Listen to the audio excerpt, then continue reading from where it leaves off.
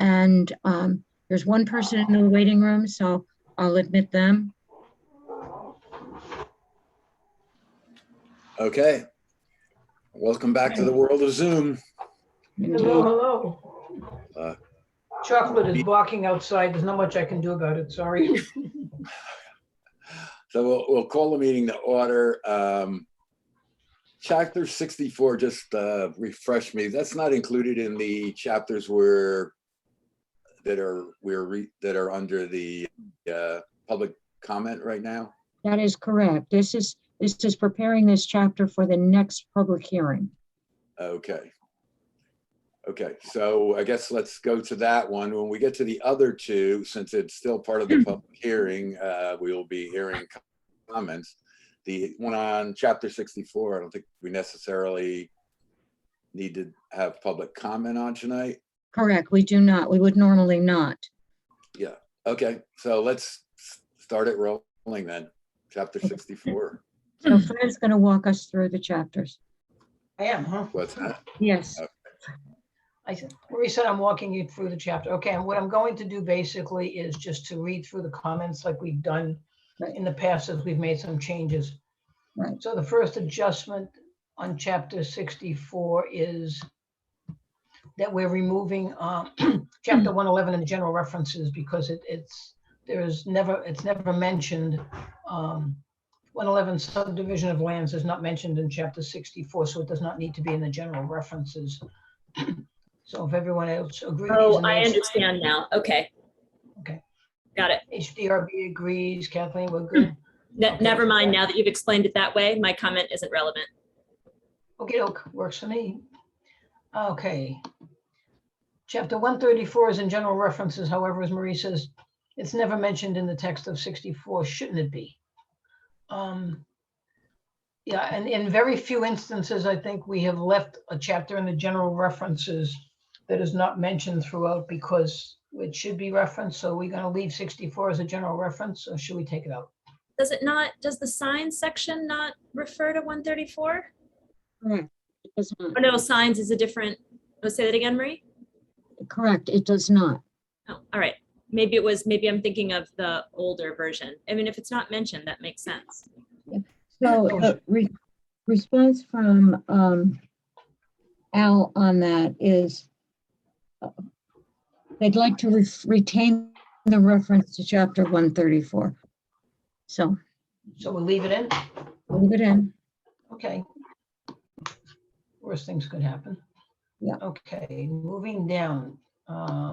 Okay, this is just some formatting stuff that I do apologize. I should have formatting stuff I will go back over again afterwards, just to get things in line.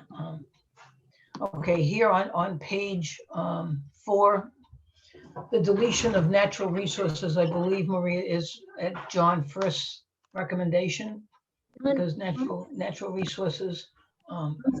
His comment to us was that. I'm sorry, we're on the top of page 4. It's not John's comment, but I think we had talked about this previously. It's 64(1)C. It says public policy, the purpose of this local law is to promote the general welfare by providing for identification, protection, enhancement, perpetuation, preservation and use of buildings, improvements, signs, and we're removing natural resources because, as John says, it's too broad a term to leave it in. So that would come out if everyone agrees. I agree with that. I do agree with that. I think that there should be a communication to the board that when they do return to their survey and updating the survey of the district, that should be part of the work that they do. So the response from the HDRB was that the HDRB feels that it is important to the village to keep it in the ordinance. Because of the rugged topography and striking natural features within our village, we feel that there are features as described in the definition, which definitely contribute to the historic district. The problem, as John first points out, is they are not identified, whatever these natural features are. The HDRB goes on to say, there are numerous examples of natural features which establish or contribute to the ambiance and aesthetic of the built environment. the Palisades on the west bank of the Hudson River, the siting of the Beacon Crest Hotel that used to be the destination of the Mount Beacon Incline Railway, the setting for Olana, the estate of Frederick Church in Hudson, New York, Niagara Falls. We understand the feeling that perhaps the individual features of our village should be listed or identified. I think that would be a mistake. When the historic district was created, the ordinance did not list the character-defining features of each structure in the village. That is not the place for such descriptions. During our discussion with SHPO, they definitely encouraged our reviewing any changes to natural features, but recommended describing what would be considered significant within the design standards. We plan on doing that. So it's my feeling is that if it's going to be in the design standards, that's where it should be, not in the law. Well, except if it's not within the ordinance, how binding would the reference be simply in the standards? I see John's point for sure, the village attorney's point about documenting or at least describing what those features would be. But I would be concerned, and I do agree with taking it out at this stage. But I think if the historic district wants to regulate those things, they do need to be more specific in the design standards and descriptions and in the district survey. And it seems as if my recollection from our last discussion was that until that is done, this board felt it was appropriate to remove this portion until the supporting documentation was in place, given what we faced on Rock Street. Am I understanding correctly? Yes, that it should come out until such time as they are identified. I'm fine with that. I agree with that totally. It should be specific, and so we know what we're actually talking about. I mean, in the same way that the code update did a I can't remember how you described it, Marie, but you did a survey of historic features that were not structures, like tie-ups for, I'm not thinking of the word correctly, the posts, the hitching posts and the stage steps, that sort of thing. Right, that was done during the code update and it was never implemented in the code because the response from the HDRB was that if we wanted those identified as features, we had to submit nominations to the HDRB to do that. I remember that conversation now. And I think that if this natural resources is perhaps a similar thing, where if you include them in the survey of identified resources in the district, I mean, it sort of counters the argument that was made previously, I think. Okay, so we're taking it out? Everybody for taking it out? Yeah. Yes, yes. Okay. Now, It's Fran, fine. on the above page, there's a C and then in red, and then, am I looking at the right one? And now the public policy where we were just talking, that's also C? Yeah, this formatting has to be corrected, Dave, and I'll do that offline. Okay. So Because I think the section in red though, is that was added? no, I think it was just formatted. Oh, okay. And then the number, the letters got.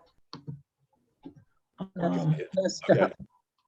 Okay, the letters got out of line and I just lost my page. Got you. Not a problem.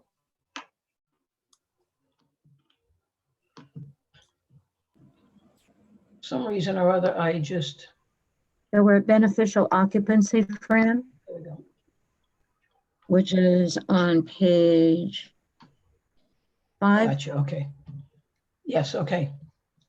So the definition on page 5, the definition of beneficial occupancy talks about a certificate of completion or compliance or a full or partial temporary certificate of occupancy.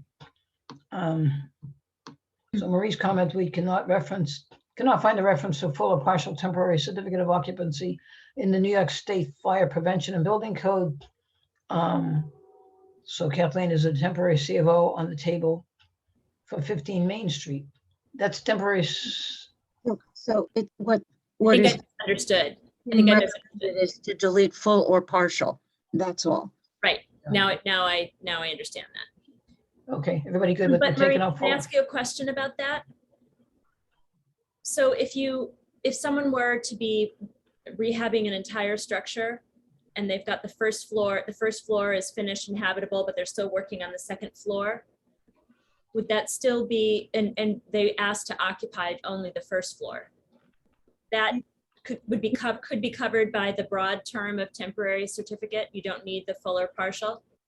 I believe that what Parliament does in those instances is issue a certificate of completion.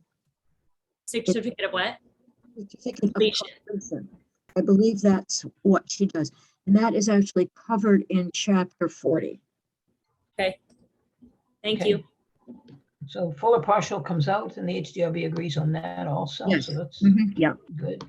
Moving down. Okay, here's another, we're deleting the natural resource reference. So that in the definition of historic district and previously in the definition of demolish and demolition. So we're just taking out natural resources in a couple of these definitions. Yep.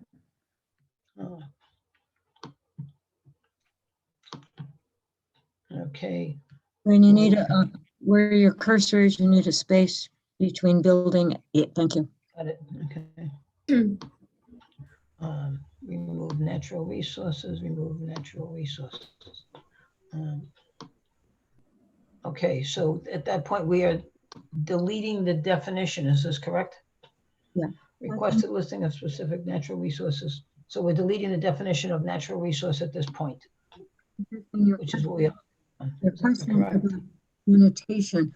Annotation is only done for things that remain. So there would be no reference in the new chapter 64 to the deletion of this definition.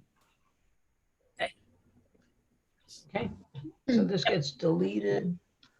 Yes. That was just a curiosity more than Yeah. anything else. Thank God for Jeff. Every time we have a question, it's like, Jeff, help. How are we supposed to handle this?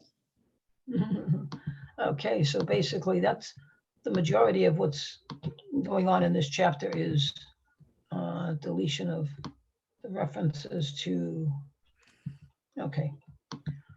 Okay, so the map situation is the next question. The map is not available, so we're going to delete any reference to the map as being in this chapter.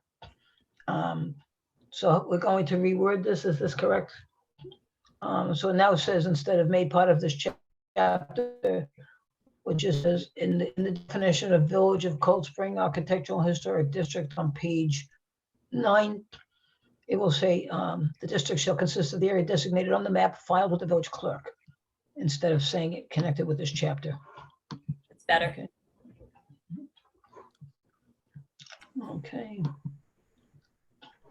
And Fran, while you're scooting through, just a question. Is anybody else having a hard time hearing Marie? I'm hearing her voice broken up. you're breaking up sometimes, Marie. It crackles a bit. It's the smoking. No, not that kind of crackling. Okay, so we're taking out the map, and the map is no longer attached. It's filed with the village clerk.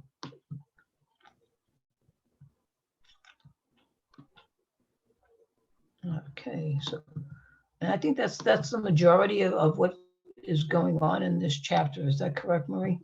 I think so, Fred. There was a reference to a temporary sign at some point, and the definition of a temporary sign in chapter 64 was it is not what the definition of a temporary sign is in signs and placards. So I recommended that the definition of a temporary sign be removed and instead replaced with a reference to signs and placards. Okay. That was the certificate of hardship piece. You know, it may have been Kathleen. 6411, it's on page 21. Okay, I'm putting it on there. Okay, almost there. So then 64 will be ready for the next public hearing. Yes. I think 126 is almost there, and I do apologize. 126 is getting there. It's pretty much there. I just need to do my whole spreadsheet. Okay, here's the, we are on page 21. This is a certificate of appropriateness. A certificate of economic hardship shall not be required for any sign that is to be displayed for no more than 60 days. And this is in conflict with chapter 104 and signs and placards. So we're going to delete this. Are we going to refer any place to the signs and placards chapter? if you go to A above, it says that signs erected in the historic district are additionally subject to the requirements of the village code for the zoning district in which they are located as defined and outlined in village code chapter 104. Should And that be, should that have the name in it? signs and placards. But yeah, Okay. there's one other change that Fran and I made. And this was relative to landmark signs. Landmark signs is a phrase that is used in multiple places in this chapter. What we did is we added a definition Good for idea. landmark signs and then just capitalized the use of that phrase. That's a good idea. I'm gonna go up and look at the, Yeah, I'm just gonna go through and then we can go back, you know. Because in 64. each situation, Thank you, Fran. Got it. I don't see it in definitions.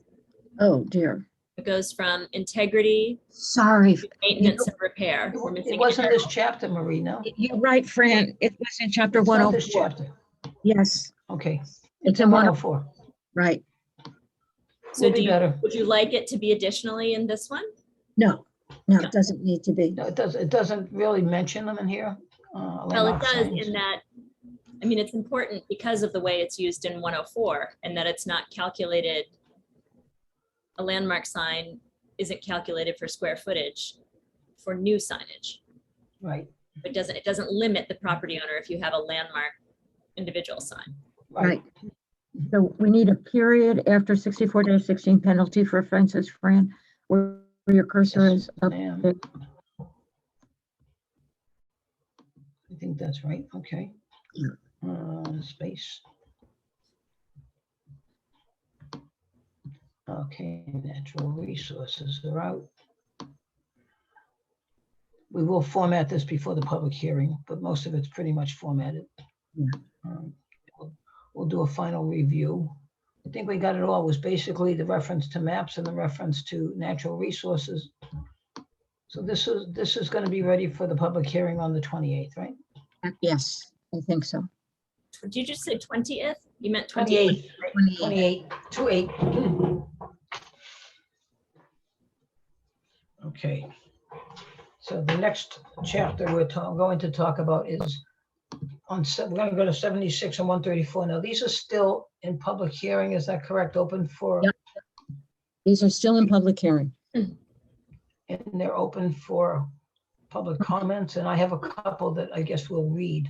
The chapters are in the post-hearing folder. Did we go, did we read the one on noise already or no? The So not right now. Oh, What okay. we're attempting to do now is to reconcile. Can't hear you, Marie. Can't hear you. Sorry, what we're trying to do is reconcile the comments that were received Right. to what the chapter says. Okay, so shall I read? We got one more comment on 76, I believe, from Mr. Rose. Shall I read? And this is in connection with his comments the other night. Right. He says, to Gold Spring Village Board of Trustees, I would like to summarize my position on gas leaf blower noise, following up my comments at the code meeting on September 7th, 2021.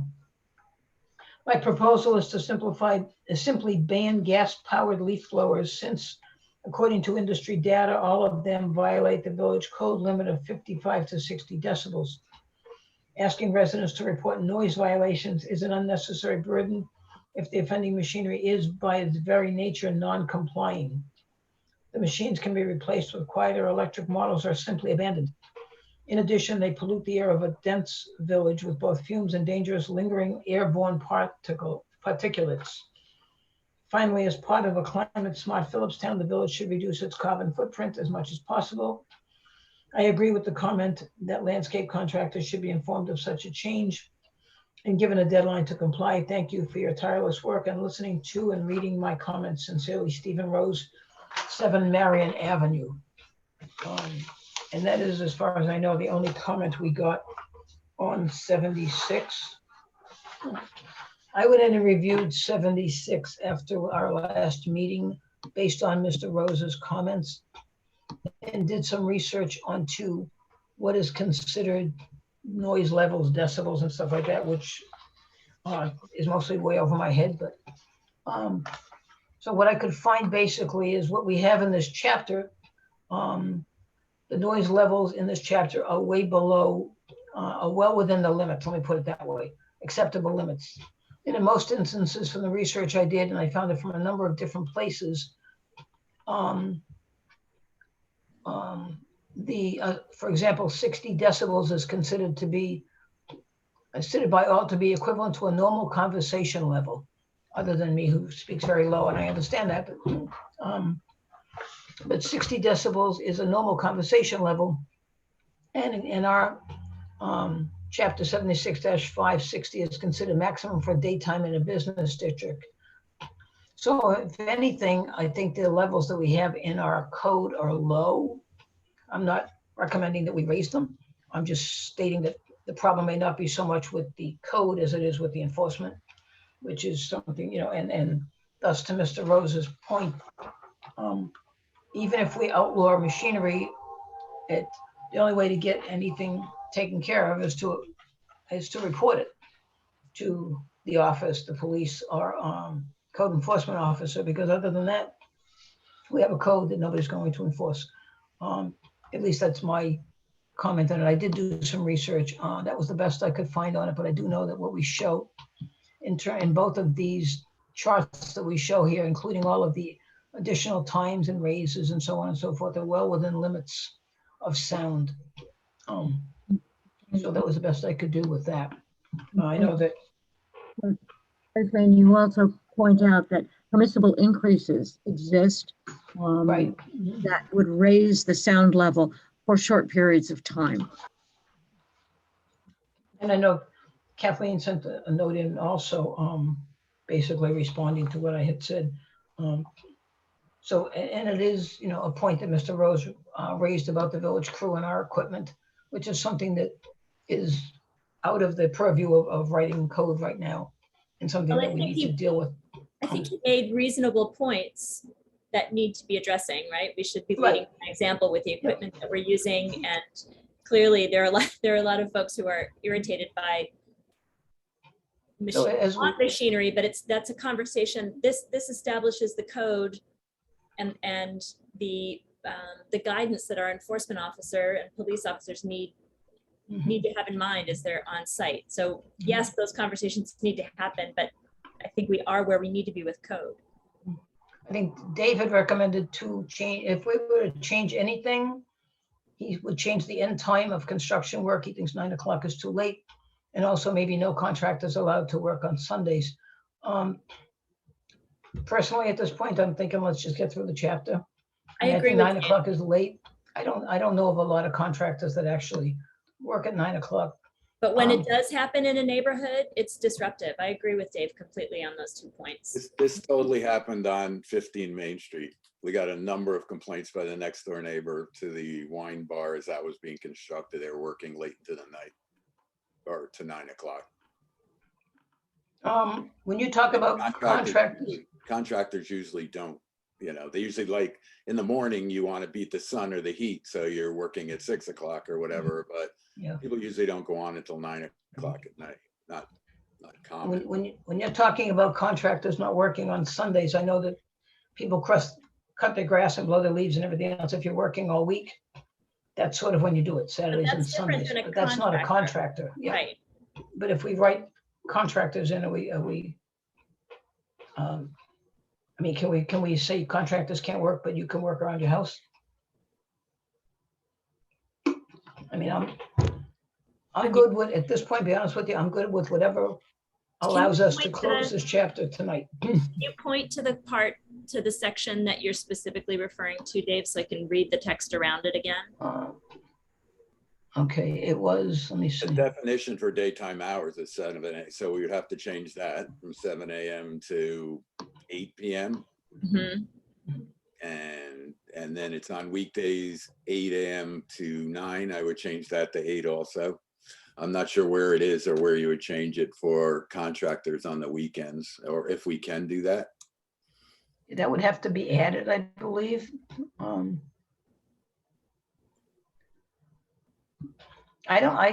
mean, to be honest with you, I don't know of contractors who actually work on weekends, but that's not saying it's not gonna happen in the future. Right. Well, and if it does happen and it's a disruptive noise, right, then you've got the rest of the code to stand on. So I can see Fran's point about Sunday, but I do agree with Dave on the 8 p.m. So do we want to change daytime hours from 9 to 8? Marie, if we change that, does this have to then go back to John? Is that a substantial change? We may have to have another public hearing. So the daytime hours right now are 7 to 9 on weekdays and 8 to 9 on weekends and holidays. Mm. Changing it to 8 a.m. in the morning would be very disruptive to contractors. I'm not saying change Oh. the morning. I'm saying change the end time. Leave it at 7, so 7 a.m. to 8 p.m. Yeah. And then on weekends, 8 a.m. to 8 p.m.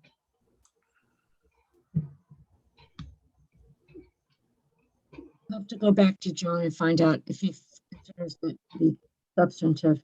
Considered substantive, yeah. Okay, so I'm gonna write them in as possible changes, and it would change here and also be changed at the nighttime hour definition. Right. And Which now go in the from- and in the permissible increases definite area.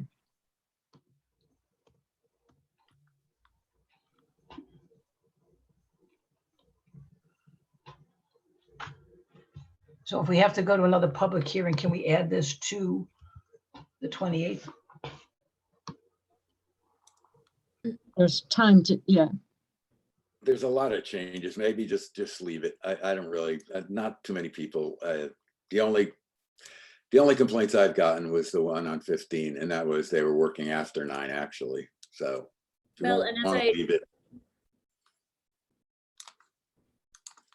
As I think through projects that have been disruptive in evening hours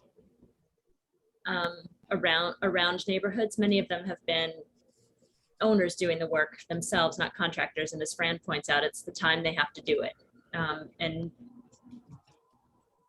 it's a reasonable conversation to have with your neighbor, right? Could you wrap up the power tools now? So if it, I would be in favor of 8 o'clock, but if it turns the whole chapter upside down and requires us to go back, that we may not want to do it. Tweeps? I mean, I'm trying to think of, really only in the summer could you really be doing anything past 8 in terms of light anyway, right? So I'm with Kathleen on this. I think that if it means having to do another public hearing to change the time from 1 hour, seems like it might not be worth it, because I don't know just how often this occurs when it's not, like you mentioned, someone who owns their own home and is doing the work when they got home from work or whatever. Dave, were they on 15 Main? Were they working past 9 o'clock? I'm not sure. I think they were. Well, Right. writing code around one project isn't Yeah. That's All right, correct. so I think what I'm hearing is that we leave it at 8 as it is, leave it at 9 o'clock, so there's no changes there. Right. That's 76, okay, Can you go to page 8 under power equipment? There's an F followed by a C. page 8 under power equipment.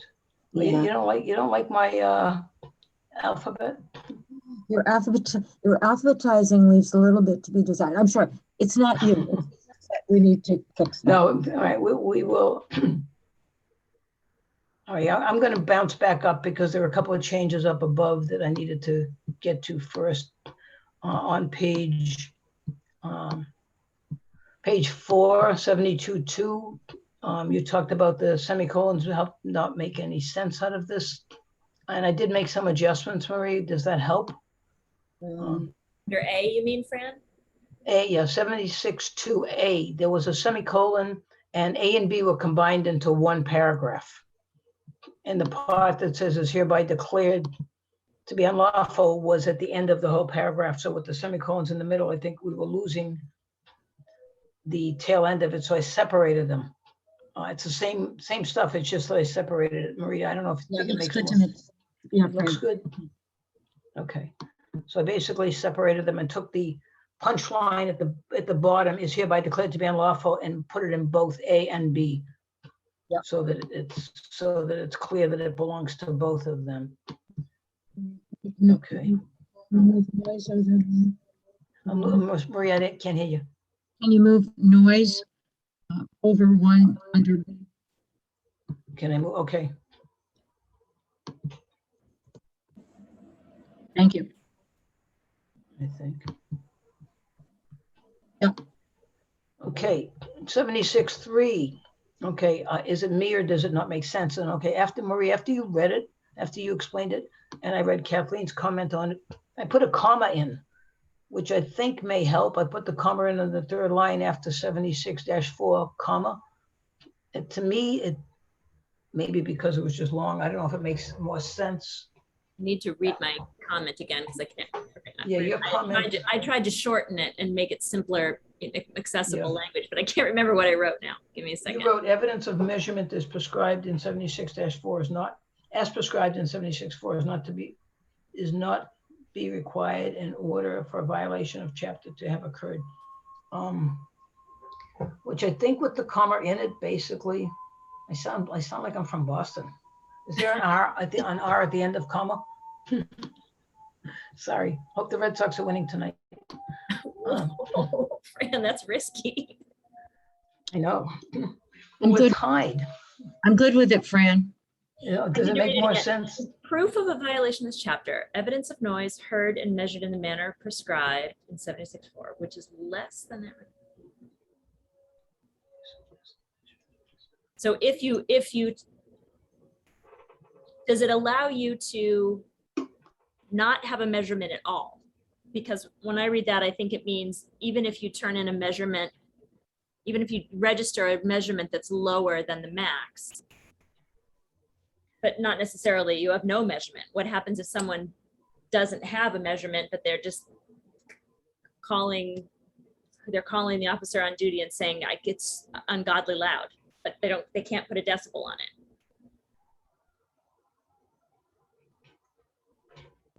It seems to me that, can you hear me? Yes. A little bit, it's kind of hard. Okay. It seems to me that if someone is claiming that there is a violation and that person doesn't have a measurement, if they then call the police need to measure. So they would establish the measurement. So then we need to make sure that Larry has an operating decibel reader, which he stated in the meeting on Tuesday that he does not have an operating decibel measuring tool. Yeah, he was going to check the one he has. I think he was going to check the. He has one. What he said is he didn't have one for motorcycles. That's okay. That's not what I understood, but Yeah. Anyway, he said he was going to check what he has. And if need be, we need to get him what he needs. Okay, and as according to Marie, this hasn't changed from the old chapter. So if everyone is okay with it, we will leave it as is. Did Dave and Tweeps understand that paragraph under 76.3? I'm fine with it. Bleeps. You good? Yeah, I mean, I think just thinking through, like, you hear this noise, it's going on, you call the police, and then they, like, how really enforceable is this? But I guess this is, the proof will be in the pudding when something Yeah. actually happens. Because Unfortunately, by the time they get there, you know, that person, the offending noise is probably done, but I guess we'll find out. unfortunately, with this chapter, there's not much that's going to happen unless we call the police. I mean, Right. you know, and things get measured because it's a noise chapter, Right. True. which is sort of weird. But anyway, okay. Yeah. This is just a correction to the editor's note. Yep. Thank you, Marie. Okay, see the exemptions. Okay, and page 6. Permissible increases, Marie is saying, should the 15 minutes in an hour period be included here, especially since the limits are higher than 10 decibels in 76, 7A. And I think somebody wrote, was it Kathleen? I did, because I didn't have permission to put comments on the document. I know we didn't want you, you know. But you made sense because I think you talked about the difference between 15 minutes per one piece of equipment, or 15 and then somebody else turns on for 15 and then somebody else turns on. So it gets a bit complicated. I'm not sure we need it. I think we're okay. Well, so here's what I wrote. The suggestion that Marie makes for the 15-minute time limit can regulate the duration of noise emitted from a particular piece of power equipment, but not the use of one piece after another. It's not uncommon for one house to finish using the leaf blower on a Saturday and one right nearby starting right in thereafter, with multiple blowers running for most of the day, particularly on the weekend. It would be difficult to regulate continuous use by different parties without permits or a more specific ordinance that establishes specific hours for lawn equipment use. Some municipalities have these, but again, it seems like it's a discussion for another day. I'm good with leaving it out. Anybody one way or the other? I think it's confusing. I think I would leave it out. Leave it out. Dave? I'm fine with leaving it out. Okay, it's out.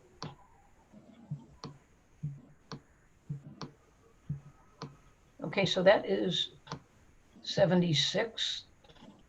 So is 76, are we closing the public hearing on 76, or do we want to wait until we finish 134? Is there any comments on that from whoever's on Zoom tonight? I mean, we can close it, but if there's any other comments tonight, we haven't made any drastic changes. I don't see anybody raising their hands, so no additional comments. Sean's got his, no, that's me, I'm sorry. That was my cursor. It looked like a hand up. Okay, I don't see any other additional comments. We got the comment from Mr. Rose.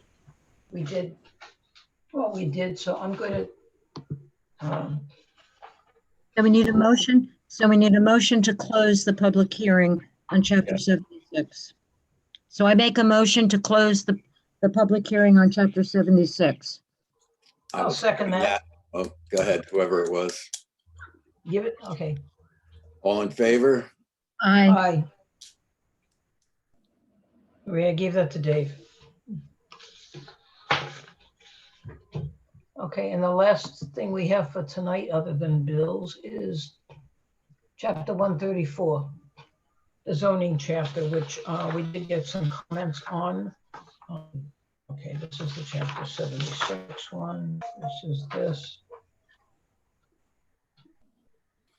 You want me to read the two letters, Fran? If you want to.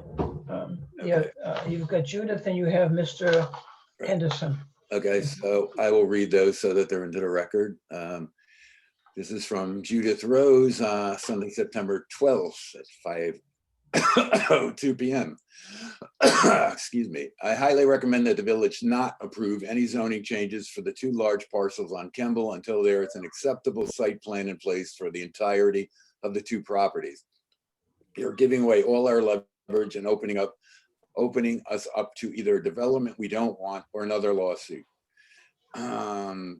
Thank you for your comment, Judith. Let's see, is this another one? At the November 29th code up, no, this is your answer? Sorry. Yeah, you have to read from the bottom, the last one first, because she started September 12th at 1:51. Okay, sorry about that. Yeah, I know. Okay. It took, Okay, this is September 12th. I hope that only only those. those who attended the end of the hearing last week were made aware of the changes in the zoning map, which show the major subdivision laid out at the end of Kemble next to Foundry Cove. I hope that the showing of the subdivision on the map is a clerical error and not the intention of the village board, as no subdivision has been approved. This area should be left blank as it has been in the past. 2 points. It was only 20 years ago or so that the village was in an expensive lawsuit with the owners who wanted that subdivision. They were trying to get a single lot approved, which would have set precedent. We won the lawsuit. By the village showing those lots on the new zoning map, we may in fact be undercutting ourselves and the ability of the planning and zoning boards to do what is right with the property. They will need the ability to do their work. I am not a legal expert, but it looks like the map could be triggering a big mistake on our part. And moreover, I was on the waterfront committee during the comprehensive planning process. It was almost universal that everyone wanted to protect the view shed of the Foundry Cove. To do that, any development would have to be far enough back from the edge ridge line so that the houses are not seen through the trees. The 6 lots now showing on the ridge, if built upon, would violate the wishes of so many voices that put the plan together. I strongly urge you to consider all the historical input. I ask that I receive an acknowledgement from the board that including the lots was a mistake, or if it is intentional, why. Then we go to September 12th. So this is confusing to me. Okay, so I highly recommend the village board not approve the zoning changes for the 2 large parcels until there is an acceptable site plan in place for the entirety of the 2 properties. You are giving away all leverage and opening us up to either development we don't want or another lawsuit. At the November 29, 2017 Code Update Committee Public Meeting number 2, the CUC proposed to rezone properties currently zoned I-1 to a new zoning district MU1. At the village board public hearing on September 7th, 2021, the new zoning district was discussed and described in the proposed chapter 134. The proposed zoning map was on village website along with the proposed chapter 134, the proposed table of dimensional requirements, the current version of chapter 134, a red line version. Comparing the current version of chapter 134 was the proposed version of chapter 134 and the description of the difference between the current and proposed versions. This is Marie's response, right? Yes. Yes? Yes. Okay, so I don't think that needs to be read into the record, do you? Or do you want me to read that? I think it explains. Okay, I'll I continue. think it's, But for everyone's understanding, this is Marie's response to Judith Rose. The current version of the zoning map does not detail the parcels in I-1. That zoning map shows I-1 as a single stretch of land, which is not the case. There are a number of individual tax lots in existence underneath the I-1 parcel depiction. Those tax lots have been in existence for quite some time. The proposed zoning map illustrates those tax lots in MU1. No tax lot parcels have been changed, merged. There are no lot line adjustments. The proposed zoning map more correctly represents village parcels. At the August 19, 2018 Code Update Committee Public Meeting number 3, the topic of evaluate adopting a ridgeline protection overlay district was presented and discussed. The CUC's recommendation was not to implement such an overlay district. The reasoning behind the recommendation is that in general, ridgeline is defined to be at least 600 feet in height. The highest point of the village is approximately 260 feet above sea level, with Kemble Ridge at approximately 40 to 70 feet above the WP at West Point Foundry Park walking path. However, as can be seen in the proposed chapter 134, there is another new zoning district, the Scenic Viewshed Overlay District, chapter 134-24. Areas for protection include Foundry Cove and Kemble Ridge, including the Kemble Overlook. I believe that chapter 134-24 addresses the concern about parcels along the ridgeline above Foundry Cove. Okay. I think that's that. Next is Peter Henderson. Please can you forward this to the mayor, the board of trustees, and acknowledge receipt of my letter. Thank you very much. Peter Henderson, 11 Marion Avenue. Dear Mayor and Board of Trustees, in short, please do not rezone Marathon until there is a site plan in place for the entire property. I've been out of touch on village matters for a while, so was shocked to learn that the board's contemplating rezoning the site of the old Marathon battery plant on Kemble Avenue in a way that would allow the construction of as many as 48 single-family homes. The proposed rewrite of the village code, section 134-12, would create a new mixed-use zoning district that would permit single-family homes on lots of 10,000 square feet, R1 zoning, at the Marathon site. The thing I always forget about Marathon is that it's not one parcel or even two, but has between 24 individually deeded parcels since 2004. Decision by the county to grant individual deeds based on a map of the Crestview subdivision section B from 1955 was, I believe, incorrect. The subdivision map has clearly been abandoned based on various significant actions that took place at the site after 1955 and should therefore have had no legal standing in 2004. But the village has been happily collecting taxes on those individual lots since 2004, so it's probably a lost cause trying to re-argue that decision. However, in 2009, as you will remember, the owner applied for a lot size variance for one of those Crestview parcels and was denied, sued the village, but ultimately lost. The whole affair is well summarized in this 2011 phillipstown.info, now Highland's current article. The lawsuit was contested within the context of the existing I-1 zoning that requires a minimum lot size of 1 acre. So the difference between the contested parcel and 1 acre was substantial. If we adopt MU1 as written, the minimum lot size becomes 10,000 square feet. Appears that 3 of the lots on the ridge already meet the new dimensional requirements. He will request building permits for those lots with no variances required. He will then chip away at the rest. If it's done piecemeal in this way, it's hard to argue that the building of any one house will significantly impact traffic in the area or the character of the neighborhood, etc. We will end up with nothing remotely like the village within a village described in the local waterfront revitalization strategy. If the proposed rezoning is supposed to reflect the intent of the LWRS, then it clearly misses the mark. The LWRS describes a mix of small businesses, live-work units, and open space, and an emphasis on green building and on minimizing the impact of traffic. The proposed new zoning includes no requirement or incentive for a developer to work with us to achieve anything remotely close to that ideal.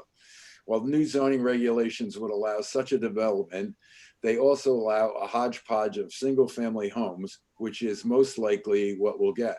There will be no unified plan for the site as whole because there is no requirement or incentive to do so. Also notable is that with the exception of the new Scenic Viewshed Overlay District, which I applaud, the new section 134-12 is devoid of controls to ensure whatever is built meets certain quality standards along the lines of those presented in the LWRS, without safeguards to ensure that development benefits the village as a whole and does not degrade quality of life for those living in the surrounding area. How can we be confident any future development will be desirable and net positive? While individual site plan approvals will be required, I believe it will be very hard for the planning board to introduce quality requirements of significance when a developer wants to develop individual parcels in accordance with the zoning. What exists at Marathon is an opportunity for a negotiated solution between property owner and the village that could result in mutual beneficial development. A discretionary change like the one being proposed would remove much of the leverage we currently have over future development at the site. As long as the existing zoning prohibits the kind of development that would be attractive to a developer, we can negotiate on quality, whether it's the need for improved vehicular access to the site, green building requirements, preservation of open space, woodland, and view sheds, or all of the above. Why change the code preemptively without adequate safeguards in place? The village has made clear that it is open to changing the zoning at Marathon, which is fine. However, it seems to me that we'd be much better off leaving the existing zoning in place until the owner presents a plan for the entire site that meets the criteria set forth in the LWRS. Then we can update the zoning to accommodate the plan. If instead the village opts to move ahead, the board should add appropriate safeguards and should explain clearly why the changes would benefit the village rather than the property owner, and what the rationale is for the change, because neither are obvious. It's very likely that most, if not all, the issues I raised have been considered by the Code Update Committee, and that there's much I'm unaware of. I will happily read any reports or correspondence that committee has drafted that would provide context to support the recommendation for that site. Sincerely, Peter Henderson. Okay. Sorry for the misread on Ms. Rhodes. And I think that's it for the public comment on that, that was sent to us anyway. So we'd like to carry on with our review of this or comment on the letters. How would you like to proceed there? Is there, Can we, I think Marie has adjusted 134 based on Donald McDonald and Eric Worth's comments. So do we want to get through that first? Okay, sounds good. Is that correct, Marie? Yes, for most, there are a couple that are still hanging out, Fran, but Okay. for the most part, they've been addressed. Okay, so first, could I ask, how are we proceeding with this chapter? We're focusing first on everything else and then coming back to the issues that were raised by Yes. the comment? Okay. Well, yeah, this sorry, is- some of the issues that were raised, not necessarily in the letter that Dave just read, but in the comments that were received at the public hearing, are being addressed in the document. Yeah. So we're cleaning that up first. Okay. Yes. All right, so page 6, the first is in the definition of accessory apartment. And I believe this was in Eric's comments. Is this correct, Marie? Let's On see. page 6, the accessory apartment. I don't think this was Eric. This is a cleanup. Okay, but adding the word to, subordinate to and incidental to That is an an owner Eric. occupied. That is an Eric comment. Okay, and then the other one, the one from change from single family to one family, which I apologize, I did not catch those before. Dwelling located on the same lot. Okay, so individual doesn't need to be there. And whereas, and deleting the last part where in the principal single family lot is owner occupied. I think that was mostly Eric, is that correct? Yes. Okay. And Eric did a phenomenal job of cleaning up some. Okay, the definition of accessory use, a use customarily incidental and subordinate to the principal use or building and is allowed and located in the same lot. And just capitalizing building because it's a defined word. Okay, the definition of accessory building, accessory structure. Marie writes, Eric proposes to remove the use of which requires location. However, the definition of building does not include that phrase. So I propose that the accessory building, accessory structure remain as is. So the definition of accessory building, accessory structure. Supplemental building or structure, the use of which is incidental to that main or principal building or structure and located in the same lot therein, the use of which requires location on the ground or attachment to something having location on the ground. Okay, so we leave it. I get Marie's comments, since it's not in the definition of building, it needs to be clarified here, which I think it does. So I think it's fine as is. Anybody other than that? We're good?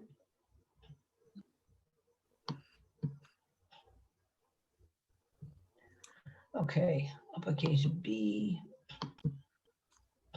All right, the definition of basement, and I believe this was either Eric or Donald, story partly underground and having equal to or more than 1/2 of its clear height below the grade plane. So partly underground and equal to or having more than 1/2 is sort of redundant, so we can take out the first part.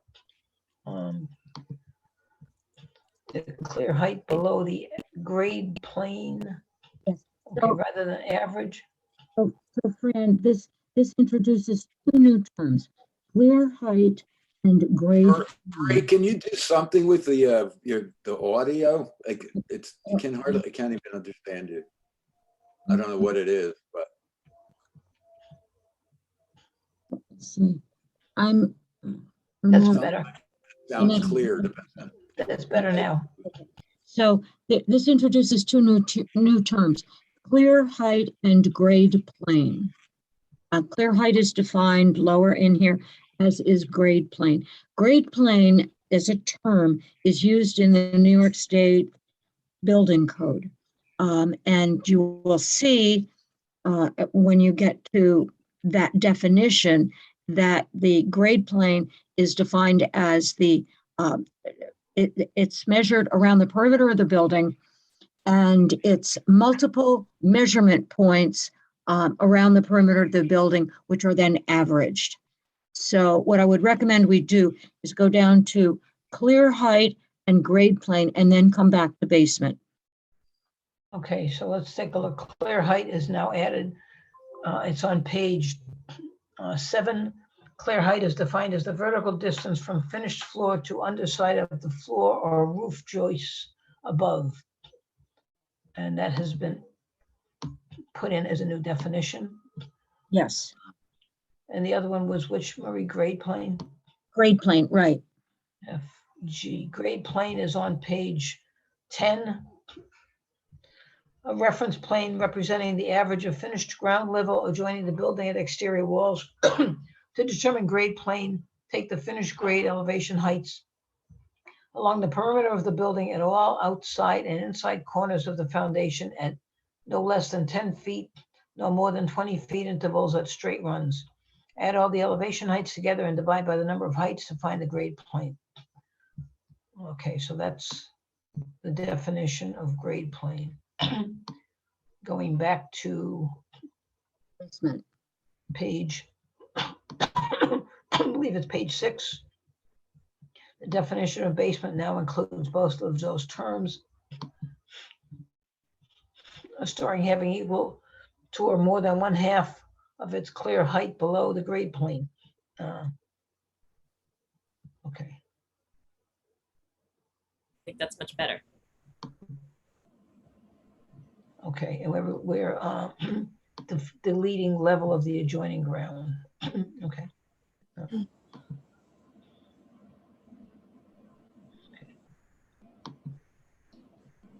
Okay, building any structure having a roof and walls. We're taking out the walls. Yes, this was Eric's point.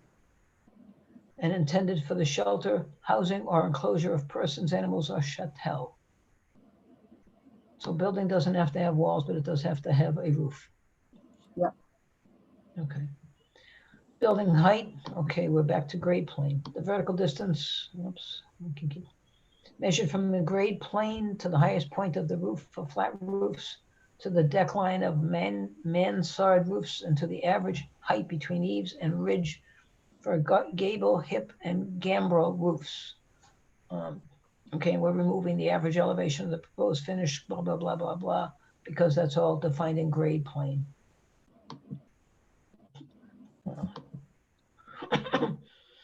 And another point in this is it's in the height of, building height of vertical distance from the grade plane with a space to the highest point of the roof for flat roofs, to the deck line for mansard roofs, and to the average height, not the mean height. So we changed from mean to average height between the eaves and the ridge. And I think that was either Eric or who, Donald. Okay, we're adding the definition of a building permit. And I believe this is something you and I talked about, Marie, right? Yes, A permit, because every time we talked about a building permit, we went, in the text of this whole thing, we were defining it. So we decided to define it up front. So just adding a definition of a building permit here rather than in the text. A permit issued by the code enforcement officer, and then a reference to 134.21. Clear height, we just spoke about this, right? This is added. All right, we're replacing periods and commas.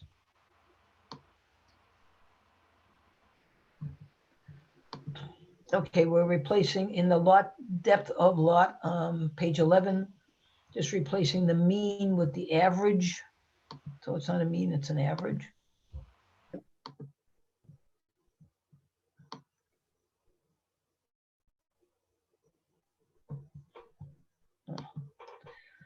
In the definition of story half on page 13, bottom of page 13, the uppermost story in which the potential net floor area, so we took out net, which the potential floor area with a clear height of no less than 7 feet is no more than 50% of the net floor area of the story beneath. So net comes out in the beginning and stays in at the end. Is this correct? yes. So practically, that gets rid of the calculation of, I can't remember how this worked, but it was the calculation from where the roof line met the wall, right? So what's different by taking out net? It's difficult, if not impossible, to measure net floor area in a half story. So what we're saying here is the potential floor area, which implies the area above the floor. Would that meets the legal height, or it meets the 7-foot height? So Yes. you're looking at the tallest part of the half story rather than all the way to the corners necessarily. Well, no, it says that if the clear height is less than 7 feet, then it doesn't get counted. Okay, got it. Okay, so Dave's question in that definition is, should the second net also be removed? So the uppermost story in which the potential floor area with a clear height of no less than 7 feet is no more than 50% of the net floor area of the story beneath, or just the floor area? So the net floor area there, eliminate net, if I remember correctly, net floor area, and let me go back to it. It eliminates some spaces, which on the second floor or a lower floor are probably more in existence. Okay, so net floor area is the actual area occupied, not including unoccupied accessory areas such as corridors, stairways, ramps, toilet rooms, mechanical rooms, and closets. So you don't want net in measuring the floor below it. So we should take out net here also? I didn't know that it was there. It's the first word on page 14. I'm going, yeah. Seems to me I remember hearing this about a year ago. I would not put there. What did you say? I would not include net. Okay, so The take it second. out. So delete it. Yes. Marie, Okay. your microphone seems to be a little better when you're back slightly farther from the Oh. keyboard. Better? All right. Okay, the definition of story height of is not used in the chapter, so we were just gonna delete it. Correct. Okay, It's not used in the chapter, and I don't think it's used in construction, um, uh, in construction conversations. Well, is okay, that so it, how you're getting to the height overall of a height s- of the, No, height, you've building- defined height elsewhere. You're good. building height is defined, and, Yep, and got it. that's important. Yep, got But it. story, the only time story height is important is when you're measuring basements and when you're measuring half floors. Yep, I got it. okay, moving on. We are now on page 19. That's just a typo, that's just parentheses. Okay, so C4, C4 identifies what the permissible minimum front yard setback is in an R1 on an R1 lot. The current code says that if you have adjacent properties with their front yard setbacks, then the new proposed dwelling must conform to that setback. However, it's possible that the new structure doesn't want to conform to that setback and wants a different setback, which as long as they conform to 25 feet, they're good. So we want to take this out. Yes. Said proposed. In the case of, let's say Church Street. Which Someone doesn't, well, there are some that are 25 feet. It doesn't have many with deep setbacks. I'm trying to think of an example of a fairly consistent street front. So thinking about when Anne and Pellizzeri's house burned, this would have given her the flexibility to either maintain the setback that was roughly in line with her neighbors or to come back 25 feet. We can't hear you at this point, Marie, at all. I don't know what I can do. I've tried increasing my volume. Now it's fine. Yeah, that last comment. Don't move. Don't move. Okay. And obviously in the district, there'll be other things that get considered.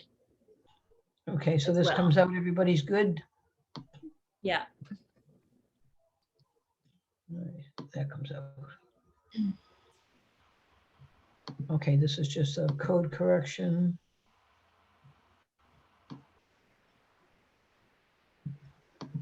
Okay. We're just replacing the word residential district with the actual districts R1 and R3. Yes, this is Eric's comment. The word residence and residential were used in Right. multiple places.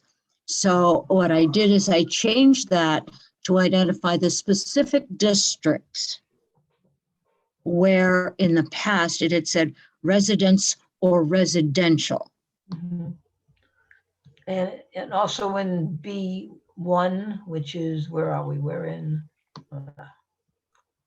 134.9 B1, we're replacing the word residences with dwellings. So instead of multifamily residences, it's multifamily dwellings, which is more in Yes. line, I believe, with the Yes. chapter. It's in line. Okay.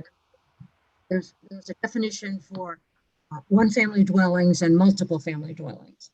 Okay.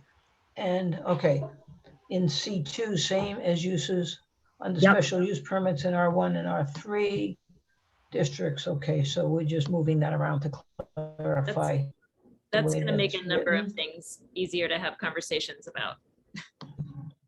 Okay, in F, supplemental regulations applying to B1 general business district, any permitted non-residential use located on a lot 25 within 25 feet of an R1, R3, or MU district. So it was, at that point, it said residence district. So at this point, the MU1 district is also added. And we're still within B1 right now, right? As we're Let me go back and moving through. take a look. I think we are. We are still in B1, yes. Okay. All right, this is, There's an extra space before chapter 81. And the okay, where third are you, line, Adams? F1, third line, where Marie's just above the F. cursor. Okay, F is in Frank. Yep, F is in Frank, item 1, third line, toward the end, in front of chapter 81. There are extra spaces. It's right above where Okay, Marie's cursor is. Gotcha.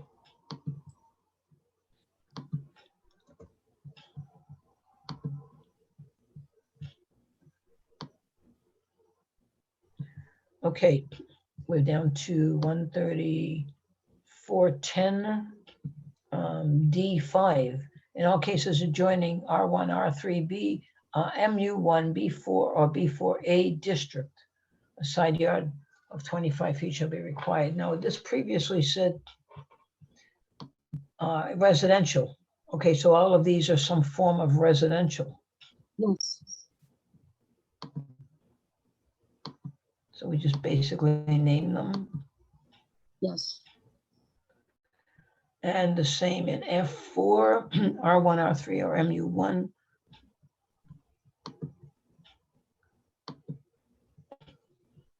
And next line, along any such lot line from that district.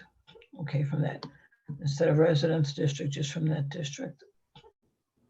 The D was popped from district. That was my fault, Fran. That's okay, it's an uppercase, right? It's a defined word. Okay. There we go.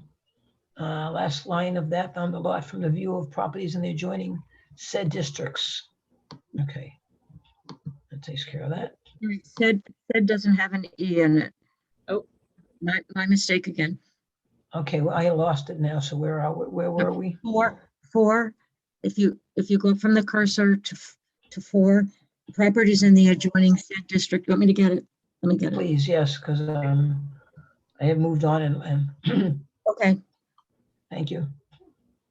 I liked that E. Okay, we are on page 28, 134.11, B4, one-family dwellings rather than residences. Number 5, the R1 and the R3 residential districts.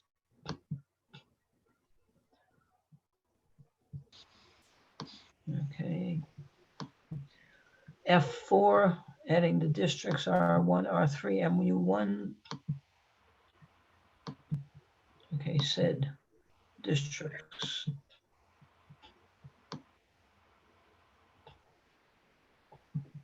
Page 31. Okay, this is just code. Actually, if we're on page, 30. Page 30 is the MU1 district definition. Okay, And this following regulations. Go ahead, Marie. and this is where most of the comments fell. So the first requirement for an MU1 district is site review and approval. So essentially nothing can be done or should be done in an MU1 district without site plan review and approval, at least as it pertains to the Marathon property. Where are we again? Sorry. 30, page 30, 134-12. Marie, there's nothing in the MU1 district definition that says it has to be mixed use. So for example, if you have space in an MU1 district, you can build all residences, right? It doesn't say it has to be mixed. That is correct. You can build all residences. However, although if you look at a planning board review, the planning board review requires that site plans conform to the comprehensive plan. And the comprehensive plan, and I'm going to propose that in chapter 111, which is the planning board chapter, that we amend that by saying comprehensive plan, comma, LWRS. And so the planning board would be responsible for ensuring that whatever is being proposed in an MU1 district conforms not just to the comprehensive plan, but also to the LWRS, which has been accepted by the village. So, Go Well, ahead. I'd just like to point out that that's 10 years ago or so, and a lot has happened since that, and we've seen what happened with Butterfield. So I agree with both Pete Henderson and what's her name, Judith Rose, that I think we're just going to lose any leverage we have, and that I think negotiation should happen with the property owners to actually, build out the property. And Yeah, some- What leverage do we have right now? Someone could come in with a light industrial use. But I Right? don't Or think that's the going to uses happen. that are allowable now, the uses that are allowable now aren't in conformance with the comprehensive plan or the LWRS either. Right, but I doubt that that's going to happen. But it could. what I don't get in both Judith Rose and Mr. Henderson's comments is they want a site plan to be presented, and then they want us to change the code, change the zoning based on the site plan. Now, if they do a site plan, if we leave them as an I1, the site plan has to conform to an I1. If he does, if he's an I1 district and he does a site plan to build 10 residences and 5 retail spaces, it's going to be rejected because it is an I1 district and residences are not allowed. So to me, that's like sort of backwards. If we can control the MU and if we can control it by the LWRS, and if the planning board has the authority to say you can't build 25 residences, you've got to mix it because it's a mixed use, then that makes sense. But I don't know where that falls in place. Well, it's anything allowable in R1 under permitted uses, and then a series of other things. I mean, also, if you were to leave R1, sit down with a site plan, and then change the zoning to meet that site plan, I don't know how that isn't spot zoning. I think if it's a planned development, and which, that's what I think most recommend here, or I think that's what Peter Henderson is referring to, is that you would work with the developer to develop that land, to develop that, the Marathon site. Why do you think that a planned unit development is precluded by 134.12? Excuse me? Why do you think that a planned unit development, which is what I thought you just said, maybe you didn't? I think that a PUD should be done before, and not after, we change to an MU1. But why do you think that 134.12 precludes that? I think that the owner can then build out that, and I think, like it'll be, as they say, there could be 48 sites on there, or individual lots at 10,000 square feet, plus the ones that are on the southern end, that some are non-conforming and small, and they're probably grandfathered in. So I don't think you'd be able to stop that. So I just don't see how how you'd have any leverage, or because everything that we're going to allow, per code at MU1, you're not going to be able to stop them and then say, well, let's discuss that, or let's negotiate that, because you can build that. It's approved. And what I would also propose for MU1 is a statement that says something to the effect that currently undeveloped, non-conforming lots must be brought into conformance. And that would eliminate the concern about the 24 lots, or however many that there are, along Clark Road and that other end of the MU1 district. Marie, other than this particular plot and some property on Fair Street, I believe, what is any other MU1 Yes, districts? yes. The Boulevard and Rock Street. The Boulevard, and what's the last one? The Rocks. Boulevard and Rock Rock Street. Street. Okay, So on the Boulevard, it's almost all the properties that are on the north side of the Boulevard, including Forge Gate. Forge Gate is, a portion of Forge Gate is currently identified as I-1. In the proposal, it would no longer be I-1, it would be R3. The properties on the other properties on the Boulevard which are currently I-1 would be changed to R1, and the properties on the remainder of Kemble Avenue adjacent to the Boulevard and onto Rock Street, those would also be changed to R1. okay, so MU is basically the Marathon property and Street, Fair Street. Fair, yes, and that's it. yes, So Fair Street, so the only thing that's not developed is the Marathon property. correct. Marie, And can, oh, sorry, Fran, go ahead. I'm just wondering if we can define MU to say it has to be mixed. You have to have a certain percentage of residences and a certain percentage of whatever else MUs, maybe small retails or something. So that if you have a property with 40, 40 lots on it, you can't have 40 residences. Can we define it that way, or will the planning board handle it that way?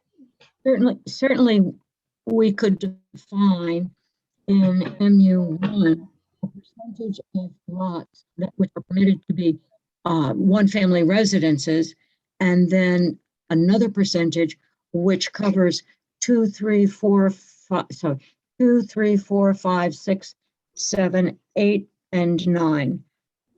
Sorry, 2 through 8, not 9. I mean, that So, might, so then you'd be, if you do that, you're attempting to design by code, and that, I mean, if these are the permitted uses, the conversation at site plan time, or if you were to approach it as a planned unit development, as I think Dave was suggesting earlier, those kinds of balances are worked out before the planning board. Yeah, and but what I'm seeing, and I think what Mr. Henderson and Judith Rose are seeing, is that we could have 100% R1 residences in that area. Now, is that a good thing or a bad thing? I don't know. And do we have any way to stop that, because it's a mixed use area?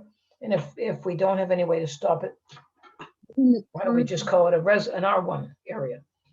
Given the current definition of MU1, that could occur. Can you lean back and say that again, Marie? I'm sorry.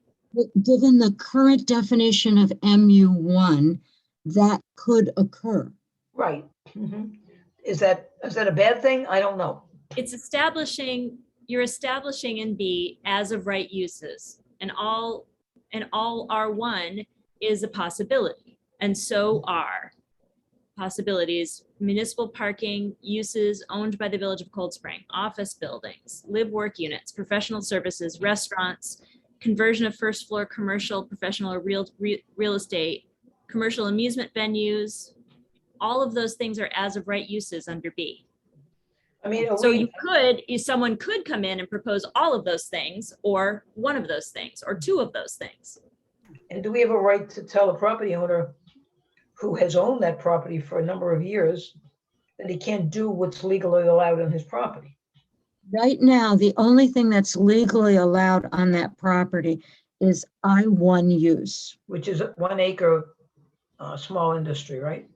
which is, well, I-1 permits residentials. But the lot size, as per the court case that was identified in Peter Henderson's letter, that court case revolved around the 1 acre zoning for that currently exists in I-1. I-1 requires a 40,000 square foot lot. And the request was being made to develop I haven't looked at the specific lot, but it's probably something like 100 by 125, something like that. Short of the 200 by short of the 40,000 square foot requirement in I-1 today. And residential, my impression of how the code update committee and the previous iterations of this board got to this discussion was that the residential uses, requirements, lot requirements that would have played out under the old I-1 were out of character with the rest of the village because of the size.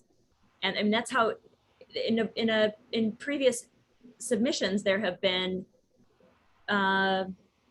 cul-de-sacs and radiating parcels off cul-de-sacs, which is out of keeping with the village. And so where I thought you were going with this and where the code update was going with this was trying to create an area that would not be suburban in nature, but be more dense and characteristic of the lower portion of the village. I wouldn't say And the allowing mixed uses and smaller lot sizes. I wouldn't say the lower portion of the village, more like the middle portion of the village. I mean, the lower What do portion. you define? I'm thinking about the primary portion of Main Street between the tracks and the light, right? The business area. And the idea was that there would be some portion of MU1 which would contain some amount of retail and or services that would be of use to people who lived in that area. Right. When did that plot get subdivided, Marie? Do we know? I mean, I'm sure when it was Marathon, it was one lot, right? I believe when it was, well, it may have been 2 lots when it was Marathon.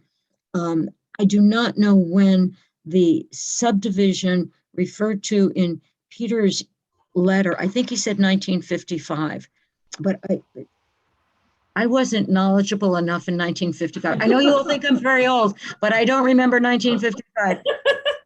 I don't either, but that's beside. No, so it was 2 lots, 2 tax lots, and now it's like 40 something tax lots or No, it's about 25. 25. There's So there's one tax lot that I think it's 6.6 acres.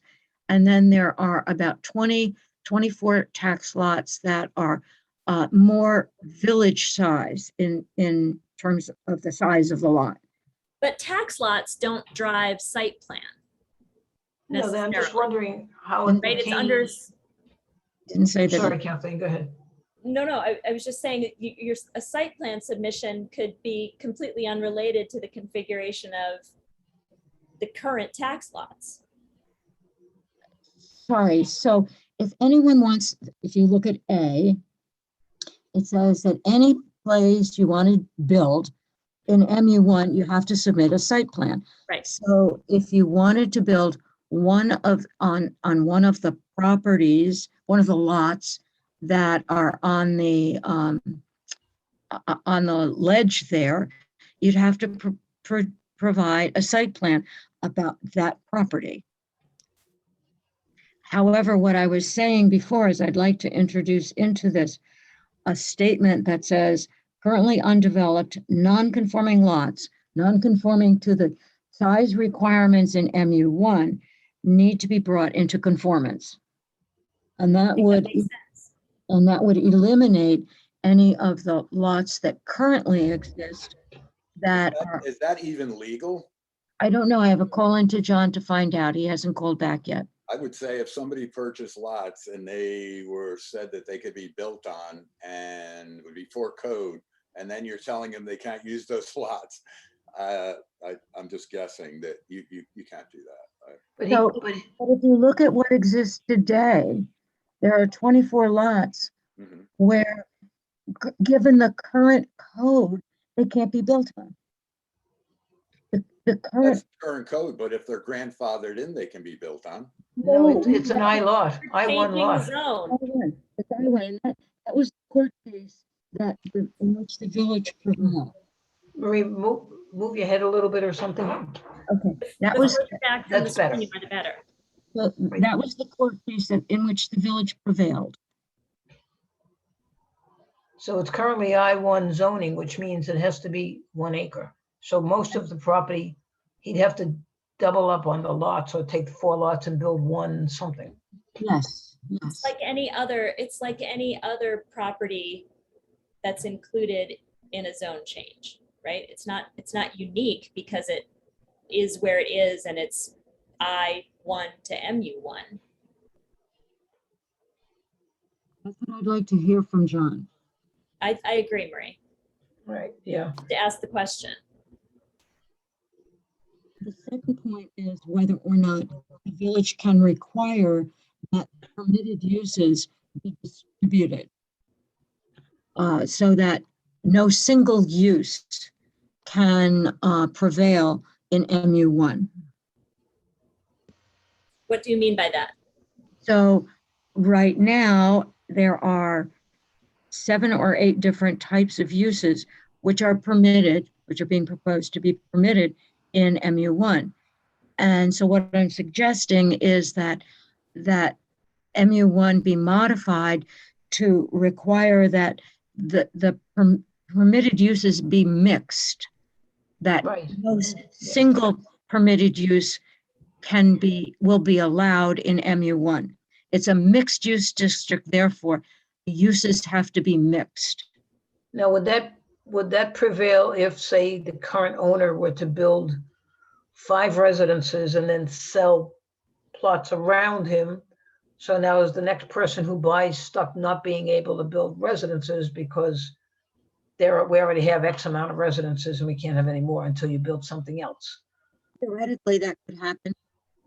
It could be complicated. Yeah, we need John. So shall we clean up the rest of this and then hold it open? Just so what is the benefit to the village and the residents who are adopting codes and creating and writing codes to change this right now? So the benefit to the village to change this is that currently there are about, let me say 12 acres of land which are sitting there undeveloped. The village is collecting taxes on those lands at a very low rate. Sorry, the current valuation of that land is very low. By developing that land, the tax situation to the village would improve. The village would have an economic benefit from having that land developed. That's not necessarily true, but I mean, that looks good on paper. Like X amount of houses brings in this, but there's infrastructure, there's stress on systems that are there, although some say that there aren't and there won't be, but that has to be evaluated. And then what about the cons of a development that's of this size and the benefits to the village on that? The traffic, for instance, and which is a huge piece of this. Certainly ingress and egress have always been an issue with Marathon. Always been, other than when Marathon was in existence, ingress and egress have been issues. And in the LWRS, that is one of the, it's identified as one of the challenges to developing Marathon. Would it make sense as an alternative to change the lot size of Marathon? Right now it's 100, what is it? It's 10,000 square feet, which is larger than R1, but not that much larger. What if we change the lot size in an MU to make it 25,000 square feet? 25,000 square feet is really large. Yes, and very suburban. Yes, and thank you, Kathleen. That's what I was going to say. It's very suburban. Well, all right, say 15. I mean, But although think Mr. about- Henderson seems to Think think about it's, the density. Think about the density of Main Street. The commercial properties and the residential properties on Main Street, on Rock Street. It's absolutely characteristic of that part of the village for there to be dense development. Yes, there are pros and cons, absolutely, with every development. You could also see it as an opportunity for transit-oriented development that encourages people who don't drive cars but use the train.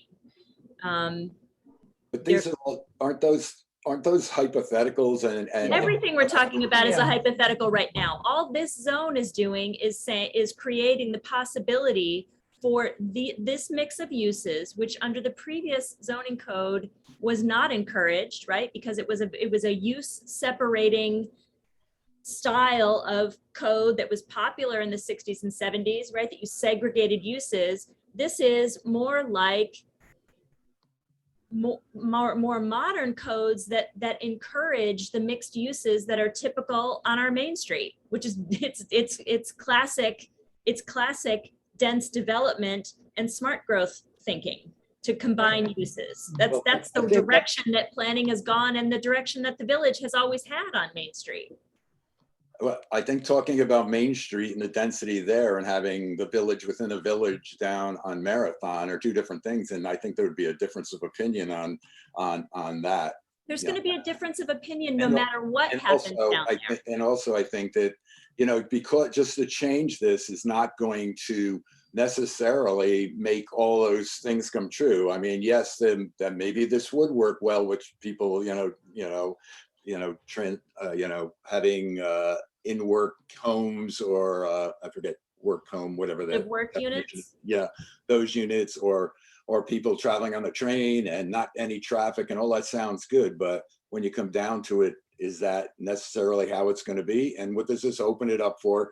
What does this actually open it up for? Worst case scenario. That parcel is not ours. It's private.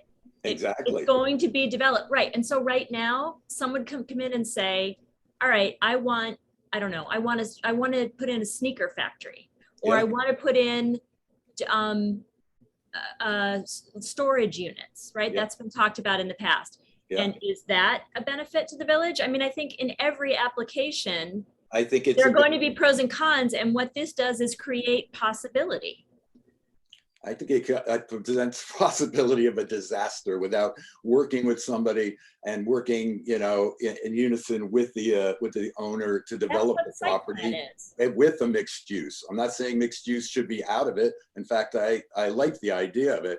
I just think we don't have any leverage, and I don't think by changing this that, we will, get what we actually would like to have down there. So you don't think that the planning board and the zoning board and the HDRB processes provide the village leverage? That's how Would the HDRB, is that a HDRB district?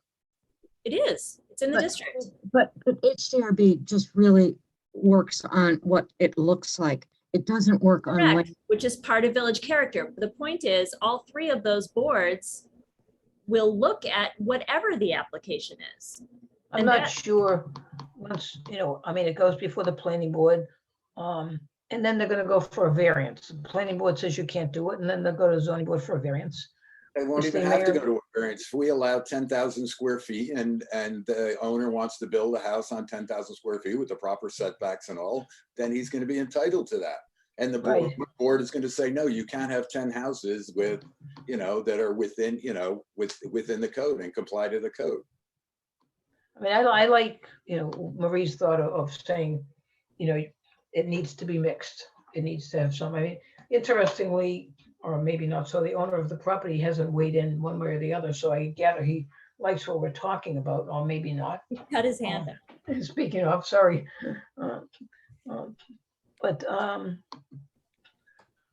So, I like the fact that it should stay mixed, and that we make it mixed. so as Kathleen pointed out, Sean has his hand up. Do we Sean, want do to you? open, wanna- open this now? Has the board finished discussing this or were you just? There's a couple of more just minor corrections that Marie has made through with Eric's comments. Do you want to do that first and then go back to public We also comments? do have approval of batch, I'd like an 8:30 stop time. If that, everyone agrees to that? Yes, yeah. I mean, we can continue the public hearing, but Yeah, no, I'm good with definitely an 8:30 stop. Okay, well then, I think since we're on this issue right here and right now, is, just going, we can continue the other corrections later, or Okay. probably at our next meeting, because we're not going to get that done tonight, I don't think. So why don't we, if everyone else has weighed in, or you just would like to hear from the owner who's on and other residents, why don't we open it up then? Okay. Sean, do you want to unmute yourself?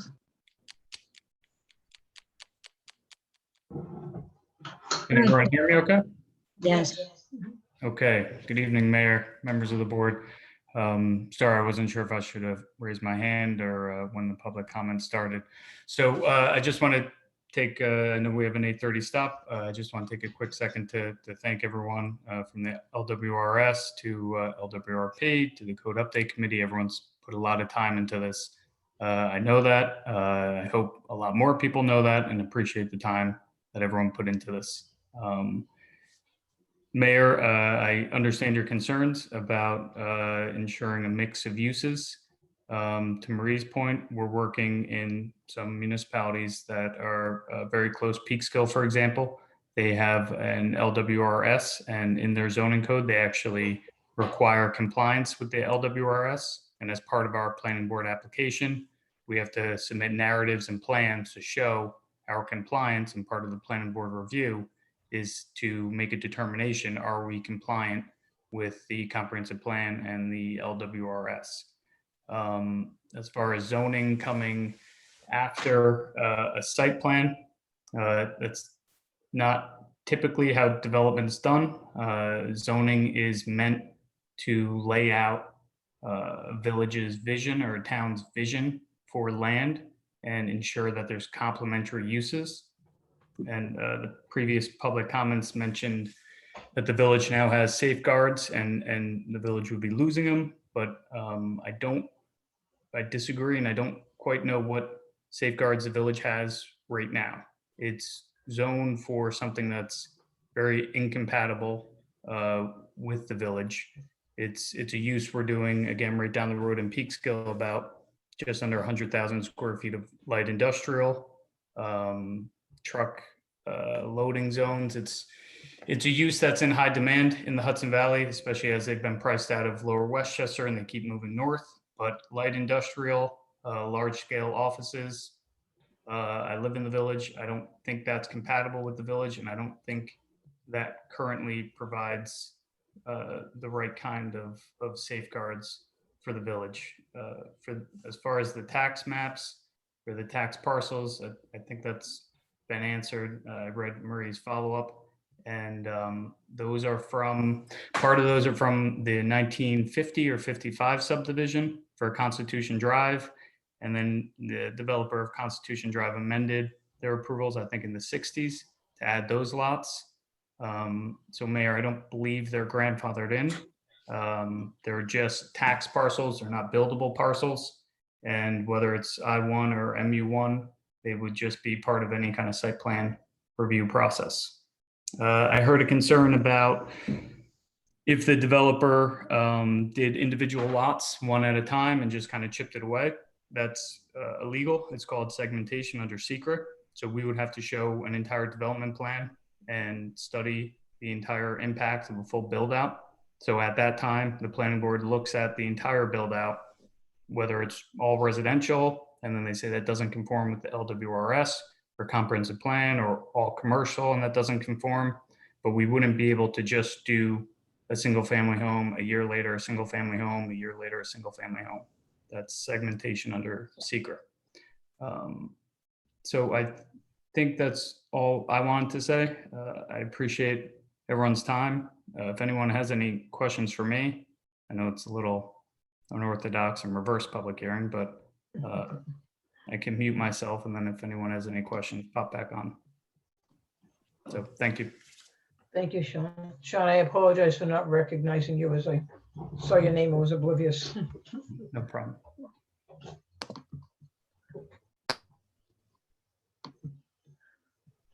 Any other hands up? No. Yes. My iPad, whoever, I don't know who my iPad is. I saw, I did see a hand up. Is that person wishing to speak? So again. my iPad, do you want to unmute yourself and talk? Maybe they changed their mind.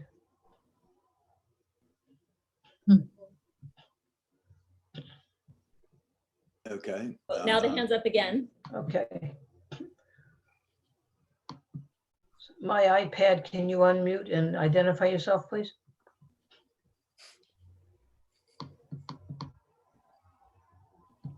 I don't know who they are.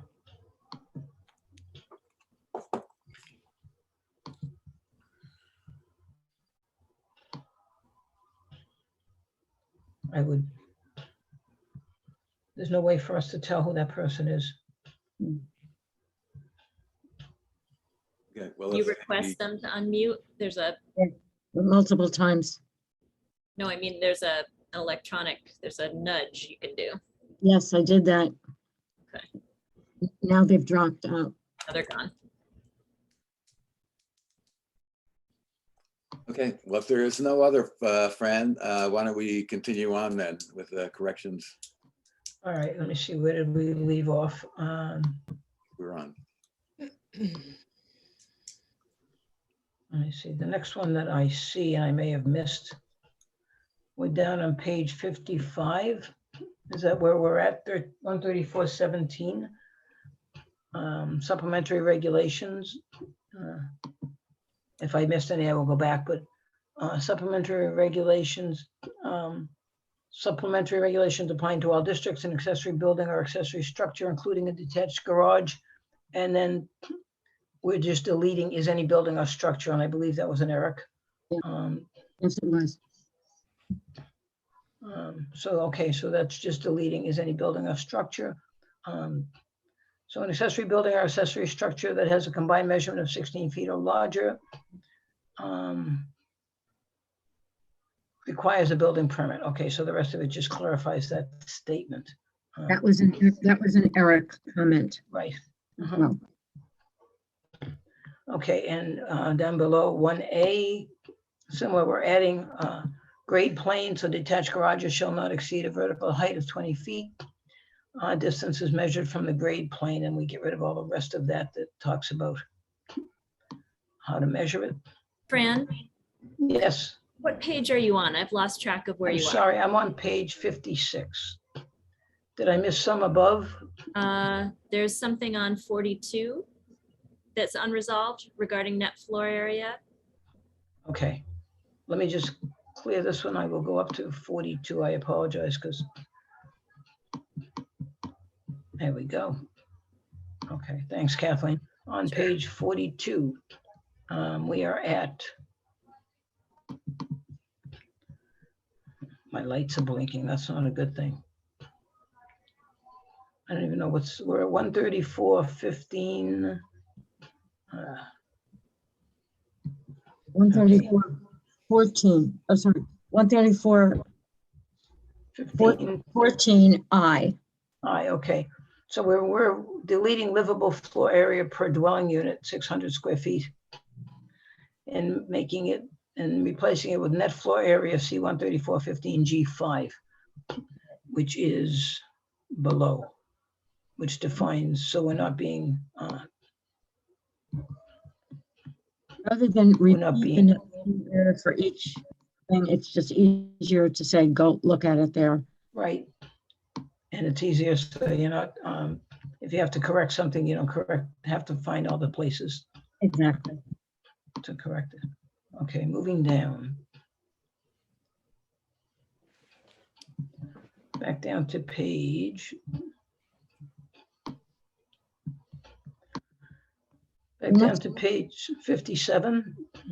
And so what this is what we discussed earlier about lining up the front yards or having a 25-foot setback. Okay. Okay, so this is basically saying dwelling may have a front yard not greater than the average setback of all existing dwellings so located, or said proposed dwelling may have a front yard up to 25 feet. So it's either one or the other. You can go either way. Yep. Okay. That was Eric's also. Mhm. Okay, page 58. That would be under F. In addition to provisions of 134-19K for a lot that was under separate ownership from all adjoining lots on the effective date of this chapter, which is a total lot width less than prescribed herein, and which is proposed for or is currently in use, So we're saying it can be currently in use as a one-family dwelling. Everybody good with that?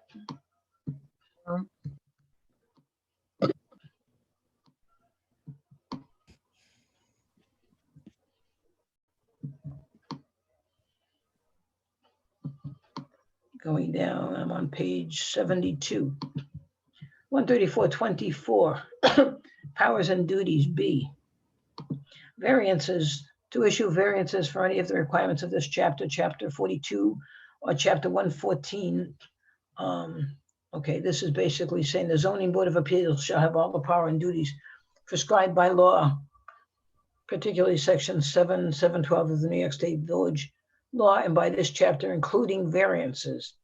And they're allowed to issue variances for any of the requirements of this chapter, chapter 42 or chapter 114. And I think we just took out a line that repeats what is set up above.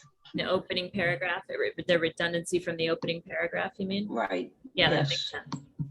Mhm. I know we had discussed, that sounds like something we discussed a couple of weeks Like ago. 700 times. I guess we missed it. You need a new set of eyes, so Eric did a good job on that. Yeah.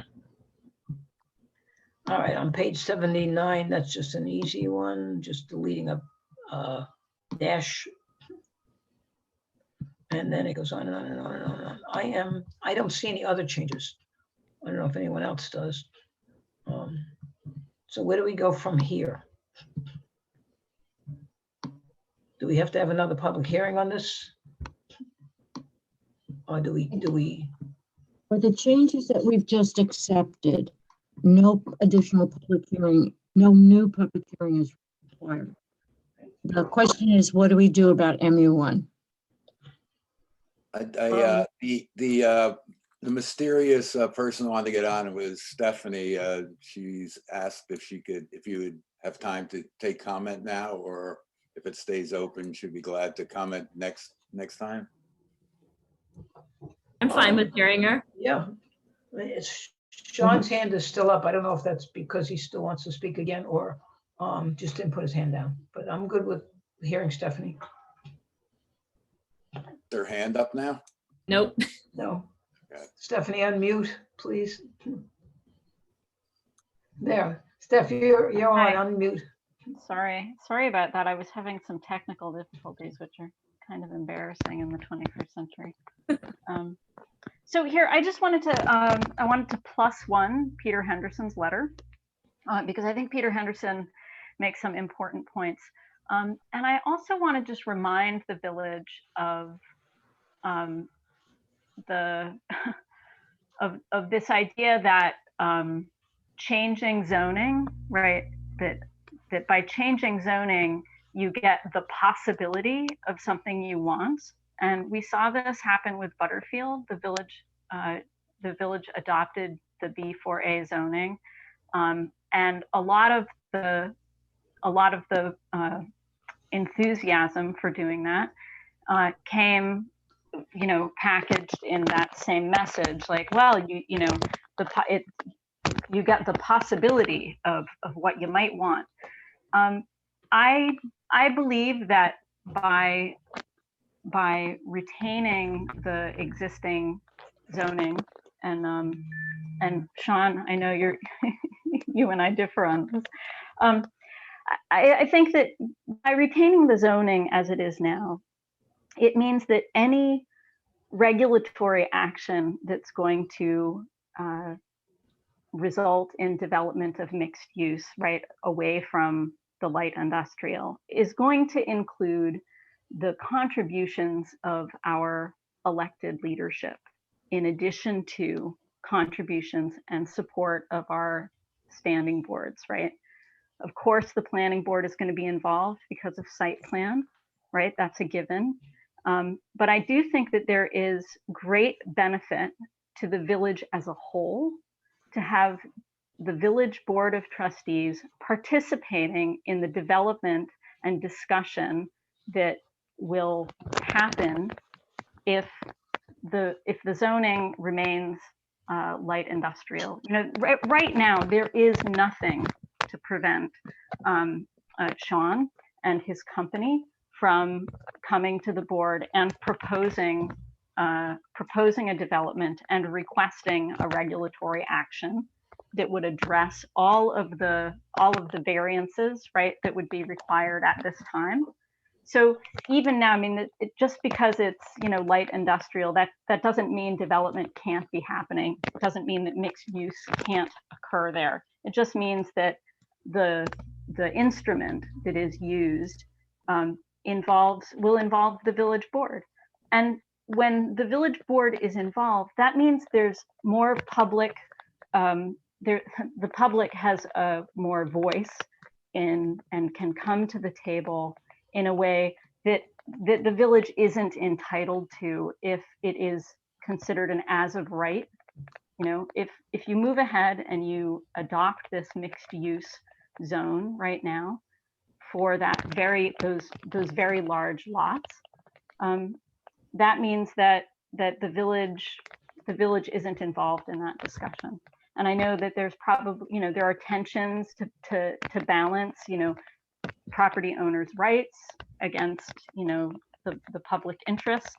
But, you know, it happens everywhere. It happens in great cities around the world, where the public is more involved and the public's needs and amenities needs for amenities are taken into consideration. So anyway, I respectfully request that you set aside the Marathon property as has been requested by other residents. Anyway, and thanks for letting me tag on to the end of the meeting. I appreciate that. Thanks, Stephanie. I don't see any other hands up. Okay, we have 3 minutes. So We have bills, right? with that, We have bills to approve? we have bills. And so we'll just continue the public hearing and we'll set another meeting. And I think there was a question we were going to ask John. Is that right? Yes. Okay. And then we can discuss at the next meeting. Okay, Does that what's sound all right? the next meeting? What's that? What's the next meeting date? Well, next Tuesday, I believe is free. Thursday, I would like to have exec session at 5 o'clock if everyone can make that for interviews. So Tuesday, I believe is open from what Jeff told me today, so we could do it Tuesday. I'm fine with open Tuesday. Okay. Okay, I'm good. It'll probably be 7 will be better than 6:30 for me. Okay, But we can do it I at can 7 and just have zoning. Just chapter 134, you mean? Yes. Can we, the ones that we have closed, Marie, the 3 from last week and chapter 76, can we do the resolutions for those on Tuesday? No, because they Okay, reference the secret. ME1. Okay. Yeah, So what time are you proposing for Tuesday? 7. 7. 7? I mean, if you want to start at 6:30, I will do my best to get here, or I'll jump in when I get home. 7 o'clock's fine. It shouldn't take up as much time. So there's only one topic. And the Thursday session that you're proposing for 5, Yes, we have 3 have a in rough idea of how much time that will take? I have something I need to be at 6:30. Will be done by then? Are we doing them? I know it's executive session, but are we doing them in the office in person? We're going to do it in person. I'd prefer that for an interview. Yeah. I don't know. I mean, I would say at least a half an hour each. And then didn't you want to potentially go over some agreements or leases or whatever? What's that then? Didn't you also want to go over some leases? I did if we can. I've gotten answers from from the DEC and from our attorney on the boat club lease. So I think we can finalize that, or at least decide on whether to send that or not. And I'd like to do that as soon as possible. And that would be an exec session also. Right. So I have a hard stop at 6:30. I kind of talked to Larry because I thought I saw Thursday was open for you on your the dates that you showed. I emailed and said I had curriculum night on Thursday.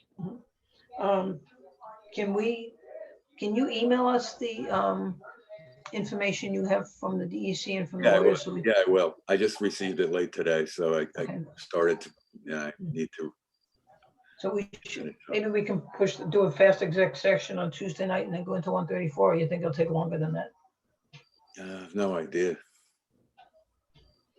I guess the only outstanding thing is the MU one, right?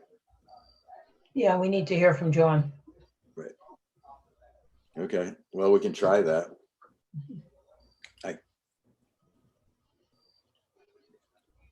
So let's go at 7 o'clock and on Tuesday, and Thursday at 5 o'clock if everyone can make it at 5. Yep. Okay, That's gonna be difficult, but I will see what I can do. So I'd like to make a motion to approve batch number 6187 in the amount of $62,639.84. So could you repeat that, Marie? I'm sorry. Batch whole- number 6187 Right? in the amount of $62,639.84. Gotcha. Thank you. Second. I'll second that. Okay, all in favor? All in favor? Aye. Aye. If there's nothing else, I'll make a motion to adjourn. Second. All in favor? Aye. Okay, night, everyone. Good night, all.